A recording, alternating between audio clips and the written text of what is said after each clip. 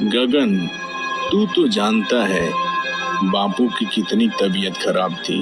वैद्य जी ने कहा था इलाज लंबा चलेगा, पैसों की बड़ी जरूरत थी, इसलिए मुझे मजबूरी में पिताजी की आधी जमीन नंदू को बेचनी पड़ी।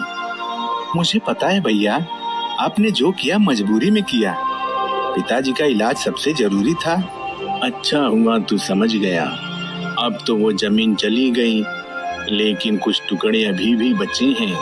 सोच रहा हूँ अब उनका बंटवारा कर लें, ताकि कल को कोई उलझन ना रहे।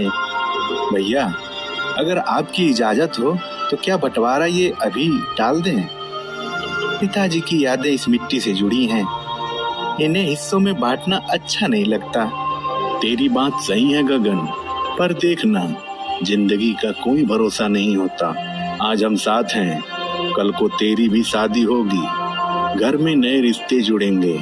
ऐसे में कोई उलझन या तकरार ना हो, इसलिए बेहतर है कि अभी से साफ साफ बांट दें। इससे रिश्ते भी सलामत रहेंगे और बापू की यादें भी हमारे दिल में जस की तस रहेंगी। ठीक है भैया, जैसा आप समझो। जो हिस्सा मेरा बनता है वही दे दो, मुझे कोई लालच नहीं है। अरे ये तो तूने बहुत समझदारी की बात कही। जो जमीन बची है उसका आधा मेरा और आधा तेरा, इससे घर में शांति बनी रहेगी। हाँ भैया, आखिर हम दोनों ने एक ही बापू की मिट्टी में पांव रखे हैं। थोड़ी सी जमीन से ज्यादा तो उनकी यादें हमारी हैं।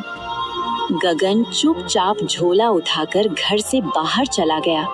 बरामदे में जगदीश बैठा था, उसके पास उसकी पत्नी खड़ी थी। दोनों की नजरें गगन को जाते हुए देखती रहीं। मैंने उस भोले गगन को मना लिया, सोचा होगा कि बड़ा भाई कितना नेक है। क्या मतलब? जब मेरे भाई नंदू ने पैसा दिया था तो इसमें चालाकी कहाँ से आ गई? सीधा साधा सौदा हुआ था ना। अरे लता, तू औरत है, दिल की साफ है, पर दिमाग से भोली। कहाँ दिया तेरे भाई ने कोई पैसा? वो तो मैंने झूठ बोला था, ताकि गगन को लगे कि जमीन इलाज के लिए बिक चुकी है। क्या मतलब? तुमने जमीन बेची ही नहीं? ना रे लता, बेची नहीं। मैं गगन को जमीन देना ही नहीं चाहता था। क्यों दूं मैं? पूरे घर का खर्चा मैं उठाता रहा और वो यूं ही बराबर का हिस्सा लेकर चला जाए। नहीं लता नहीं, अब वो जमाना गया जब ईमानदारी से घर चलता था। देखना लता, जब गगन उस छोटी सी जमीन से जूझता रहेगा, फसल न उग पाएगी, तो वो खुद ही तंग आकर गांव छोड़ देगा। तब पूरा खेत, पूरा घर सब मेरा हो जाएगा। पर ऐसा करना सही नहीं है जगदीश। पिताजी की जमीन थी, वो दोनों का हक था। हक मेहनत से बनता है, विरासत से नहीं। अब देखना लता, गांव में सब कहेंगे जगदीश कितना समझदार निकला। ईमानदारी से थोड़े न घर चलता है, ईमानदारी का जमाना गया। अब तो चाल और समझ से ही पेट भरता है।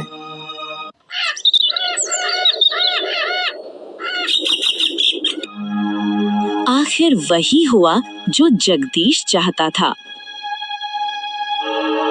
भैया, अब यहाँ गुजारा मुश्किल हो गया है। छोटी सी जमीन से घर का खर्च नहीं चल पा रहा। सोच रहा हूँ कि कहीं दूर गांव चला जाऊं। ठीक है, जैसा तू उचित समझे। अगर तू चाहे तो अपनी जमीन मुझे बेच दे, तेरे हाथ में कुछ पैसे आ जाएंगे, वहाँ काम शुरू करने में सहूलियत होगी। नहीं भैया, बेचना क्या है, आप मेरे अपने हैं। आप वैसे ही जमीन रख लीजिए, मैं चला जाऊंगा।